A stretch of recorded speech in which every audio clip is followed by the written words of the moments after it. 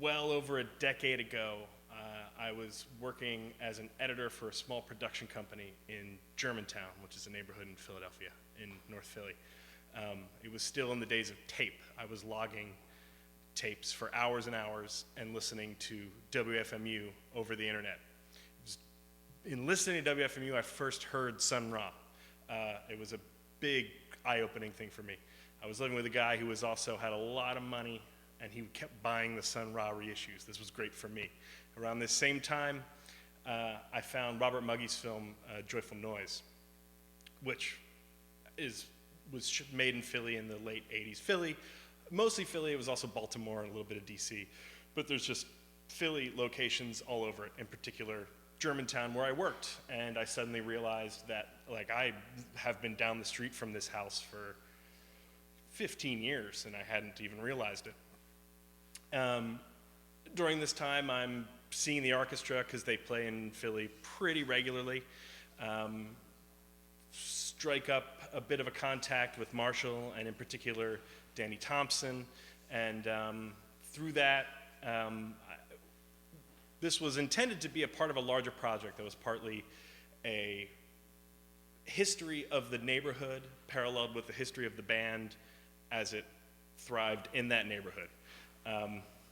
Making documentaries is frustrating and difficult. Out of that frustration came this shorter version, which is sort of just sort of a distillation of the 90-minute interview that I did with Marshall, which I had such a great time talking to him, and wanted to just do something, wanted to get something as immediate as I could together based on that. So yeah, that's the long and short of it. Thanks. So yeah, so there that is. It's funny, there's already in that one title, I say 69, no, I say 60, I do say 69. There's a bit of contention about when they actually did come down to Philly. John Zwed in his book Space is a Place claims fall of 68. In talking to both Danny and Marshall had come down around 68, like late 68, because the house itself was filled with all these tractor trailer tires that were up on the third floor that he had to drag down and clean. And Danny claims that Sun Ra didn't actually show up, like move in until early mid 69, because he did everything slow on Sun Ra time. So it was actually a protracted move back and forth between New York, even though they were getting kicked out of their apartment at the time. So yeah, that was, I'm still not entirely sure what to make of the actual date yet. But so this still here is from,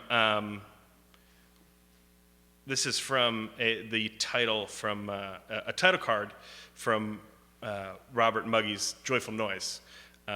Pardon the terrible rip from a VHS, because at the time that was all I had. They did just come out with a lovely new Blu-ray that you can get. It's a great 60 millimeter transfer, high def transfer of the 60 millimeter. It's great, except it is missing these beautiful optical titles, but that's okay.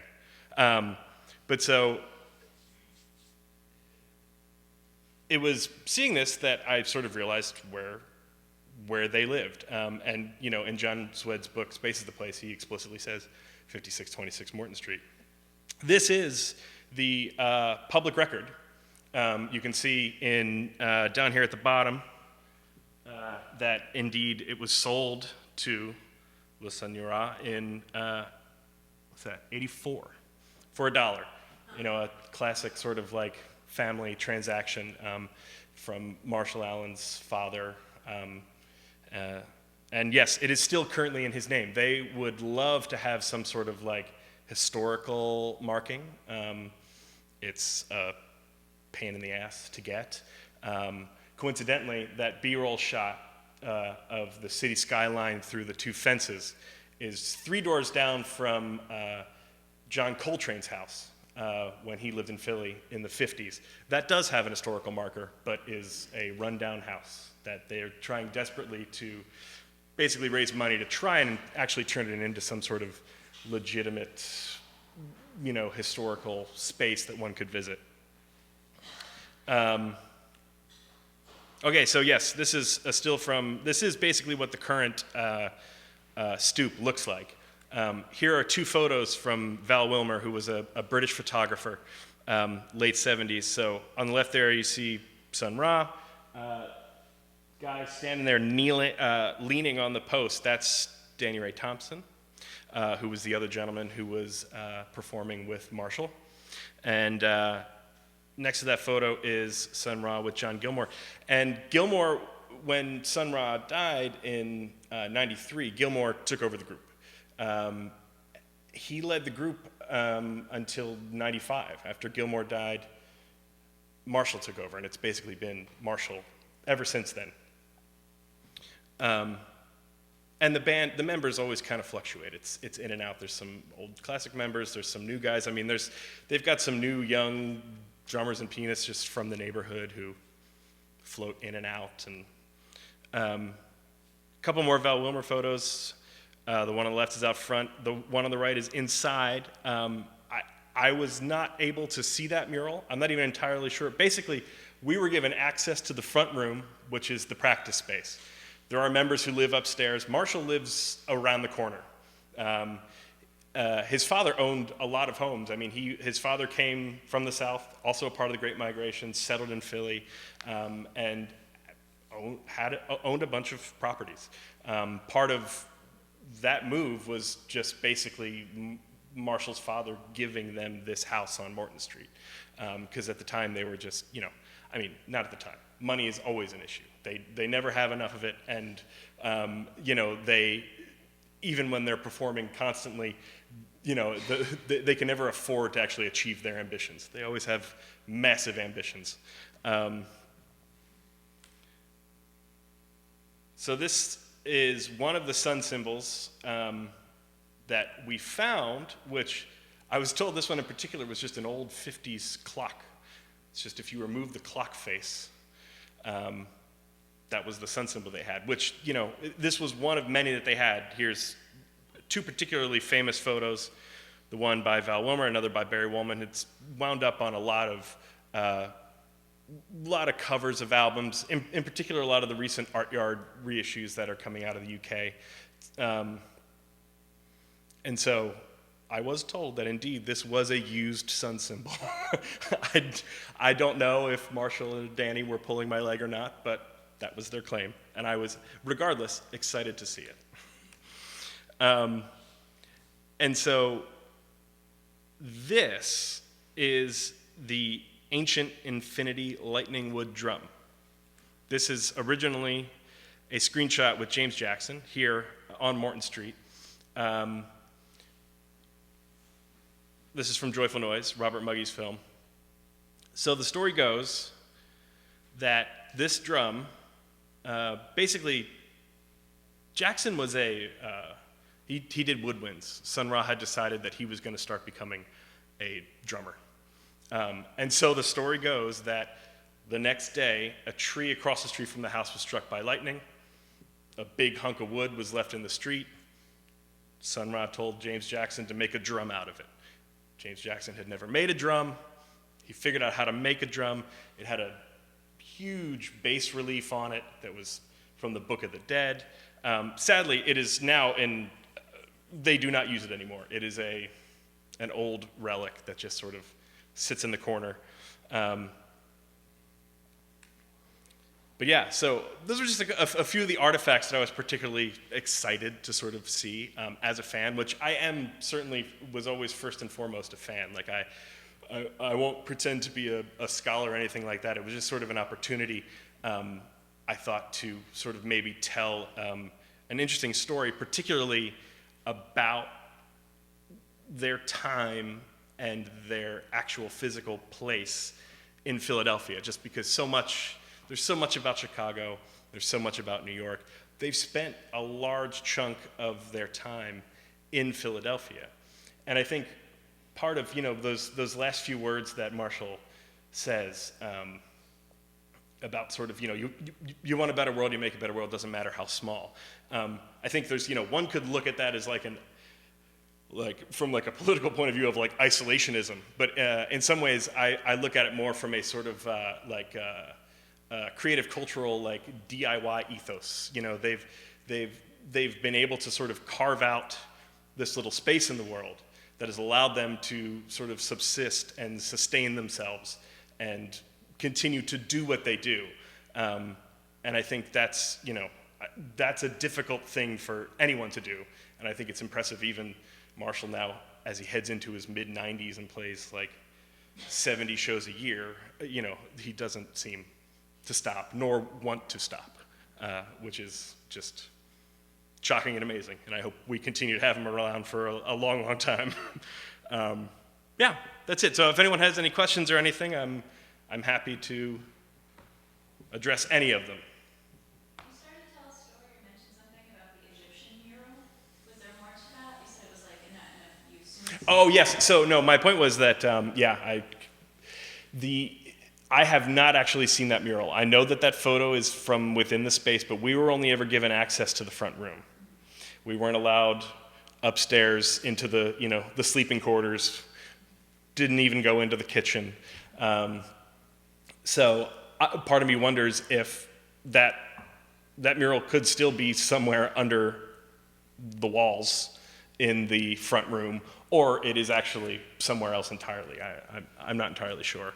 Speaking of paintings, the door, the front door, was only painted sometime in the mid-2000s. That was a recent addition. That was just I'd always assumed when I found the place and drove by, I was like, oh, that they must have had the door painted that way forever. Not the case. It was a relatively new thing. I have to apologize. I was in the back, sorting the No, that's okay. Your conversation beginning or the intro, but I was wondering if you could talk more about when you first approached Marshall to interview and spend this time with him. Did you cover that already? No, I didn't. And it was actually Danny was the first one that I approached to talk about it. Because Danny really is now, he's always been even in the Philly days, he had this, for those who haven't seen Muggy's A Joyful Noise, there's a sequence, Danny owned a convenience store down the street from the house called the Pharaoh's Den. He was always the money man, hustling. So even now, today, after the show, Danny's at the side of the stage with his iPhone and his Square and who wants a CD, who wants a CD, who wants a CD? So that was where the conversation first started. And I basically did the best that I could to show him that I was serious and a legitimate person. And then one day he called me and he was just like, buy me a pack of smokes, some Chinese food, come over to my house and we'll talk. And that's what that was. And I just recorded that conversation with my phone just for posterity. And that then slowly started the process of getting Marshall interested and yeah. How long did that process take? It was a few months. Yeah, it was a few months of just talking and yeah. Have they seen the film? They have not yet. This is literally the first public showing of it, which is really ironic. It's so Philly-centric, and I came up to New York to show it. But no, they have not seen it yet. We have further plans to, this is honestly this is a temp sound mix. There's still some color correction to do. There's some minor fixing to do. We're going to do something with it. What that something is remains to be sorted out. But eventually it'll be out there for everyone to see, and certainly I will show it to them. They're too busy playing shows constantly. They don't care what I'm doing. Yeah. How concerned are they, or is Marshall, with legacy? That's a great question. It's hard to gauge. Because I feel like he's he's so weirdly in the now. What he's really concerned about is just what the next show is, what the next record they can get out is. I'm sure subconsciously that has a lot to do with legacy. That he's continuing to work and continuing to perform. That's interesting. I mean, I was saying earlier that I'm not entirely sure. It was Gilmore and then Allen, and I don't know who the heir to the orchestra throne is. I'm not sure. I'm not sure if there is one. So that is curious to think that his legacy could be that it could be the end of the orchestra after he's left the planet. But I get the sense that he's not super calculated when he's thinking about that exactly. That's the sense I get. Why wouldn't Buddy? Danny? Why wouldn't he? That's, well, I'm making observational judgment calls here. It comes down to just like hardcore musician commitment. And like Marshall's a guy that's just like plays 12 hours a day, whether he's performing for someone or not. And he just has this like encyclopedic sort of ability to draw from all kinds of music. And that's not to poo-poo Danny, but Danny is just like the money guy. If there's an opportunity for him to monetize the orchestra in some fashion, like maybe he could like set up franchises, he would lead them straight to the top. So if those of us who have never seen the band play, can you tell us what a show looks like? Is it wild stuff? Oh, it varies wildly. I mean, I've seen, a solo Marshall Allen show can be very much like you just saw. A sort of big band orchestra show, like, one of his like birthday shows or something, like they are big affairs with moments of, intense squalls of improvisation, next to just beautiful, lovely, like, songbook stuff, classic orchestra stuff, just songs that Marshall loves, and it runs the gamut. And they're always in costume, and it's especially if it's in Philly, it's a crowded, sweaty affair.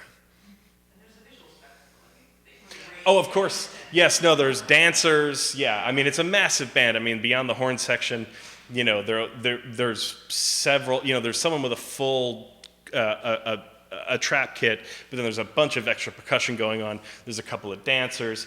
There's a female singer who joined a few years ago, and I'm blanking on her name. She's wonderful. So, I mean, in some ways, it is like the closest. The orchestra now is almost the closest to sort of that, like, 70s, 80s period with June Tyson, like, it has that vibe now, but it's definitely Marshall Allen's version of it. Definitely Marshall Allen's version of it. You said that your interview with him was about 90 minutes. Mm-hmm. What other narratives did you, I mean, I'm sure there are lots of things that came from the 90 Yeah. minutes. How do you pick and choose what things do you still think about in that conversation that you wonder? Oh, sure. If you do, Sure. explore a little more. I mean, he did talk a lot about his father and his father just living in Philly.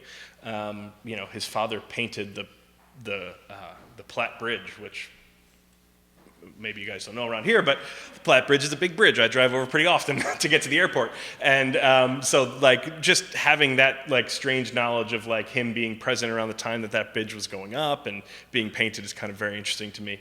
Additionally, he talked about a lot of the, just like the clubs and stuff that just don't exist anymore, particularly the jazz clubs in and around North Philly and West Philly.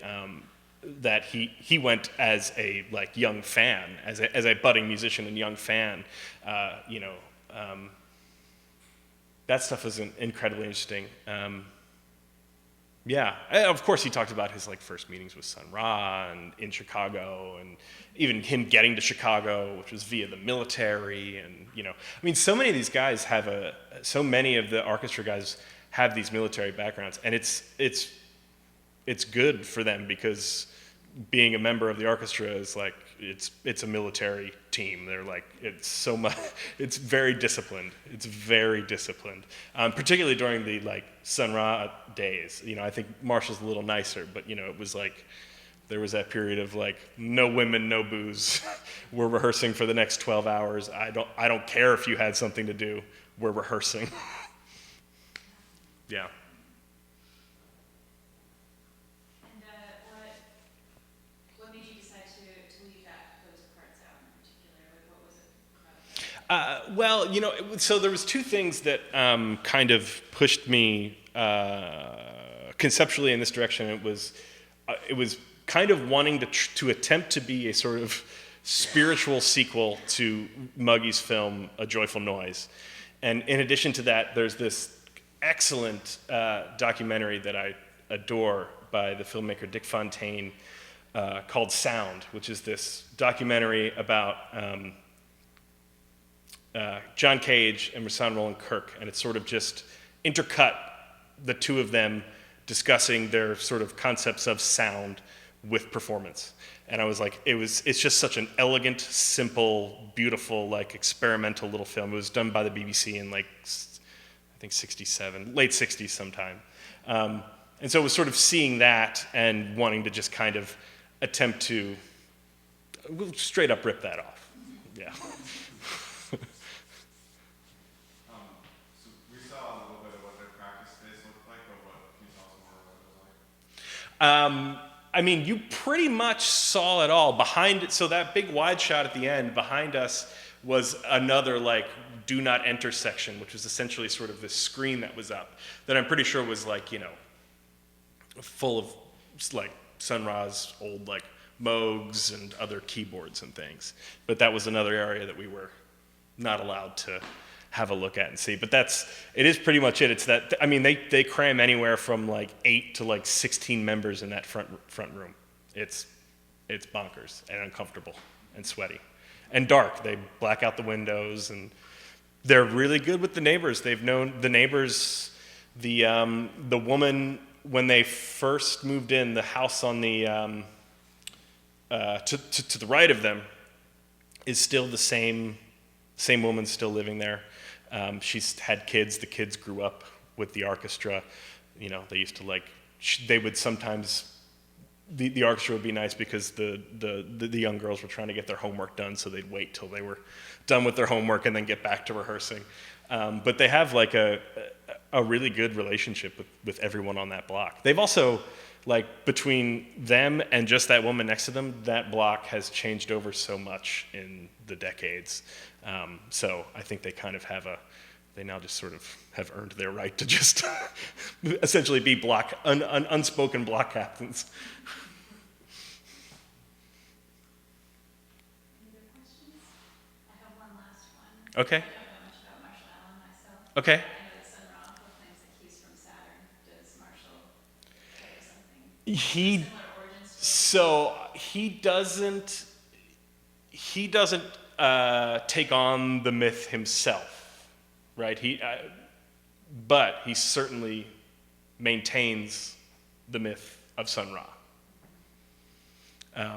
So yeah, no, he doesn't necessarily. I think it's funny. Like in a weird way, I think Marshall's just a generally more pragmatic person, right? Even in the way that you maybe sort of perceive how he, when he's talking about enlightenment, which almost sort of makes it, simplifies it in a way that I don't think Sun Ra ever did, where kind of what Marshall's saying is just like, this is entertainment. I'm trying to make you not feel bad about your earthly life. We know Earth is tough. Earth is a terrible place to be. But come listen. You know, it's not necessarily that like the maybe heavy activist sort of subtext that Sun Ra had, but that it is sort of this, you know, entertainment. But it's serious entertainment. It's not, you know. It's very serious entertainment. He's very serious about what he's doing, and he does believe he is changing lives, and he is impacting many people. Did you ask him, or did you get any idea of what other music he likes to listen to? Do you have some favorites out there? Yeah, I know, right? Yeah, they are opening for Solange right now. Yeah, no, it's funny. I mean, I think he is so engrossed. I mean, you know, there's one thing that I cut out, which this is not going to answer your question, but it's funny. There's one thing I cut out with Danny, or rather, I didn't cut out. It was never in. But there's a segment of the interview that I did with Danny where he talks about Sun Ra referring, Sun Ra did not like rock and roll music. He referred to it as dick and pussy music, and there was no time for that. And I think my understanding, I think Marshall's a little more open to a lot of things, but I think he just really is. He's such a sort of he's like a classically trained, learned guy who's just like really focused on a very specific. I think he's so focused on his craft that he doesn't have time for other people's music as part of it. I think he's so focused on just, performing himself that he's sort of indifferent to what else is going on, to a degree. That's my speculation. That's my, I don't want to put words in his mouth, but. Thank you